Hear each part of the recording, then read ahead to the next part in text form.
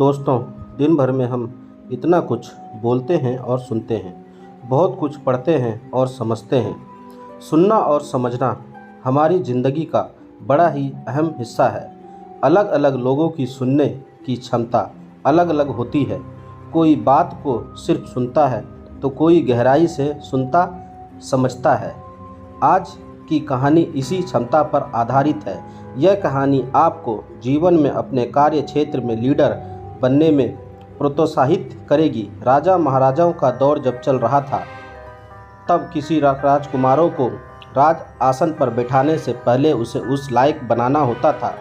उस दौर में बड़ी बड़ी मैनेजमेंट स्कूल या कोई डिप्लोमा कॉलेज तो होता नहीं था जहां जाकर वे सब चीज़ें सीख पाते। उस दौर में अनुभवी गुरुओं द्वारा राजकुमारों को वह शिक्षा दी जाती थी उनका अपने भविष्य में काफ़ी ज़रूरी और महत्वपूर्ण साबित होती थी। चाइना के एक राजा को जब अपने पुत्र को राज सिंहासन पर बिठाने की सूझी, तब उसने राजकुमार को उसके लायक बनने के लिए एक जैन मास्टर के पास भेज दिया। मास्टर ने राजकुमार को कुछ दिनों तक तो अपने पास रखा और बाद में 1 साल के लिए राजकुमार को जंगल में जाकर रहने का आदेश दिया। राजकुमार मास्टर के आदेश अनुसार जंगल में रहने के लिए चला गया। अपने राज्य में ऐशो आराम की ज़िंदगी जी रहा राजकुमार शुरू के कुछ महीने बड़ी तकलीफ़ में जंगल में रहा। बाद में उसे धीरे धीरे उस जंगल की आदत हो गई। सहजता से उस जंगल में रहने लगा और जंगल में होने वाली छोटी मोटी घटनाओं का अवलोकन करने लगा। देखते ही देखते 1 वर्ष बीत गया और राजकुमार वापस अपने मास्टर के पास लौट आया। मास्टर ने राजकुमार के लौटने के बाद उससे सबसे पहले एक सवाल किया कि मुझे बताओ कि तुमने जंगल में क्या सुना। राजकुमार बोला, मैंने वहाँ अपने झरने की कलकल, भंवरों का गुंजन, पत्तों की सरसराहट, बादलों की गड़गड़ाहट, झिंझोरों का शोर सुना।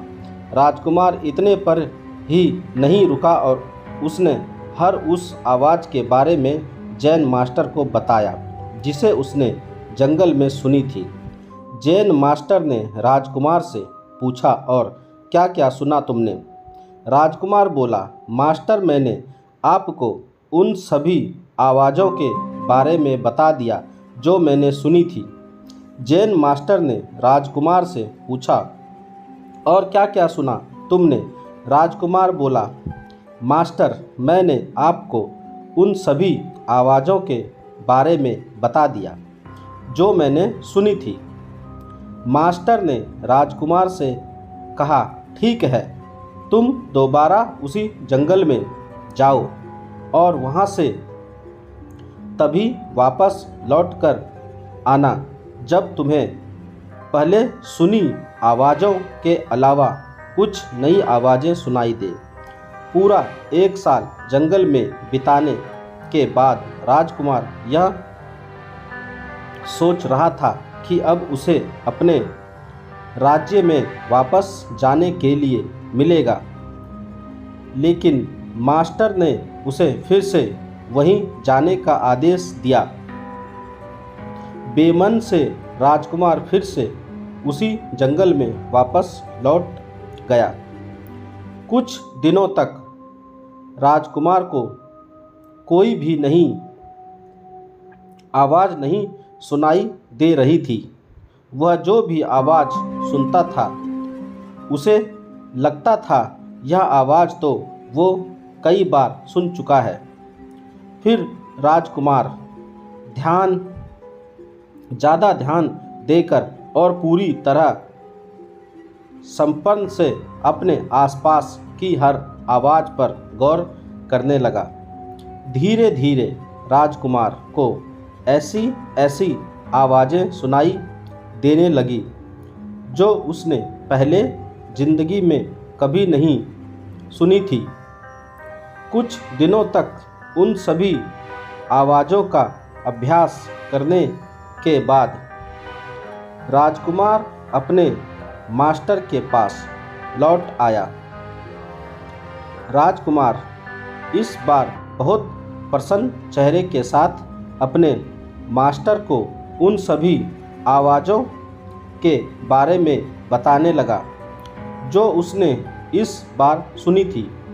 राजकुमार ने कहा, मास्टर, शुरू में मुझे सारी वही आवाज़ें सुनाई दे रही थी जिन्हें मैं बरसों से सुनता आ रहा था। फिर मैंने ज़्यादा ध्यान लगाया तो मुझे वो आवाज़ें भी सुनाई देने लगी जो आम तौर पर सभी को नहीं सुनाई देती है। मास्टर ने पूछा, कौन सी आवाज़ें? राजकुमार बोला, मैंने इस बार कलियों की खिलने की आवाज़ सुनी, बारिश की बूंदों की रमझट सुनी, मैंने किरणों को ज़मीन पर टकराने का स्वर और बहती हवा की धुन भी सुनी। राजकुमार की बातें सुनकर जैन मास्टर बहुत खुश हो गए।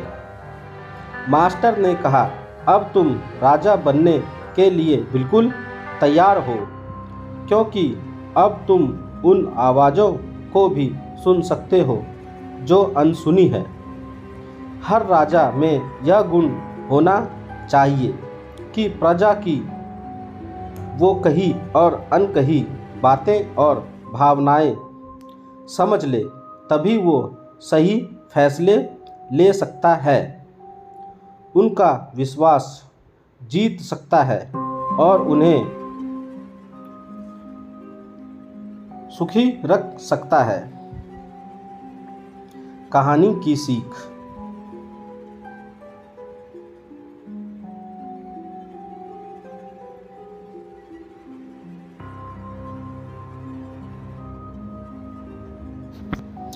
इस कहानी से यह सबसे बड़ी सीख हम ले सकते हैं कि अगर हम अपने जीवन में या करियर में किसी भी फील्ड में सफल होना चाहते हैं तो हमें उसके हर पहलू, जिसे सब जानते हैं और उन्हीं भी जिससे अभी भी लोग अनजान हैं, समझना चाहिए और उनमें एक्सपर्ट बनना चाहिए।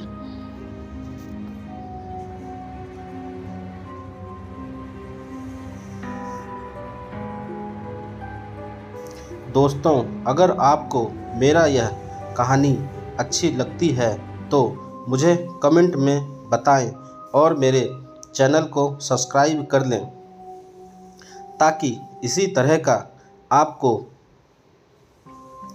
कहानियाँ हिंदी में मिलती रहे।